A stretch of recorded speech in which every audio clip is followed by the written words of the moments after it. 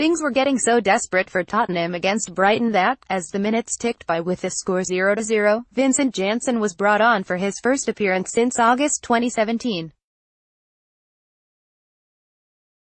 Still no breakthrough came, though, and it looked like Mauricio Pochettino's side would drop points in their quest for Champions League qualification.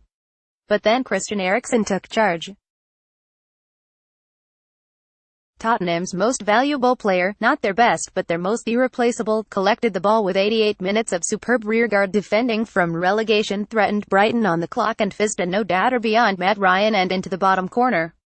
Suddenly home fans wondered what they had worried about during a textbook bus park from the visitors to Tottenham's new home. Christian's goal was amazing, Pochettino said afterwards. He has an unbelievable shot with left and right. I always had hope, even at 88 minutes. Maybe the next action.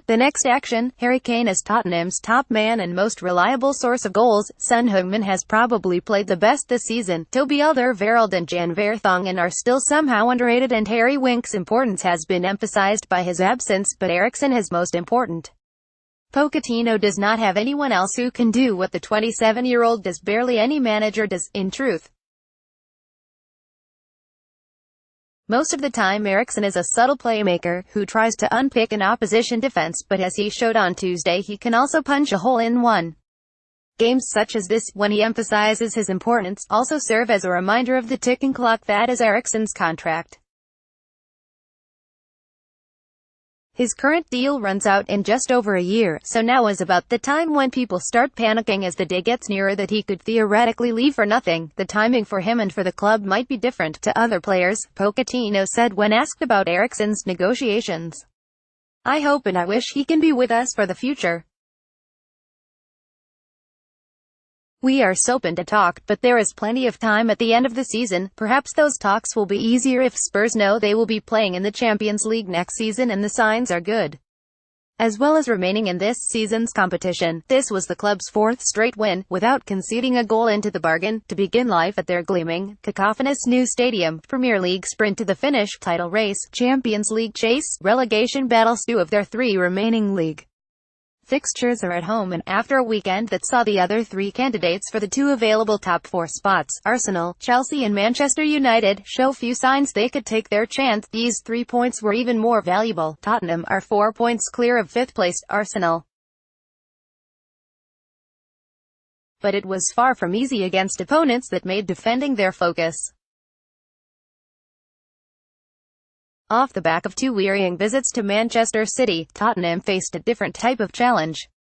For long spells, the Brighton player furthest forward was no more than 30 yards from his own goal, while Ryan began time wasting after 11 minutes and was jeered when he held the ball for more than 5 seconds. So tightly packed was Brighton's 5-man defence that it often comprised 9 men.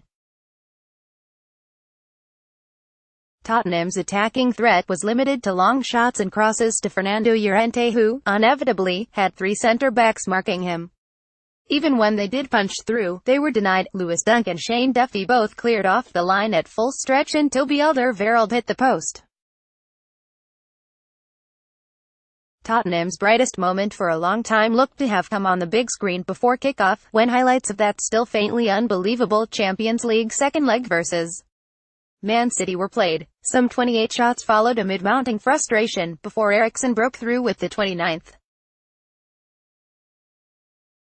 It was reminiscent, almost identical, even, to a December match at Wembley when Burnley defended with fervour for 91 minutes before Tottenham found a way through. That game was a few weeks after an 80th-minute winner against Inter in the Champions League. The last gasp scorer on both occasions was Eriksen. When something happens this often, you can be sure it is not an accident. Should Tottenham qualify, it will be the 4th straight season of Champions League football under Pochettino, having made it to European football's premier club competition just twice previously. He continues to get this team punching above their weight, but even the best managers need a player who can help when all seems lost.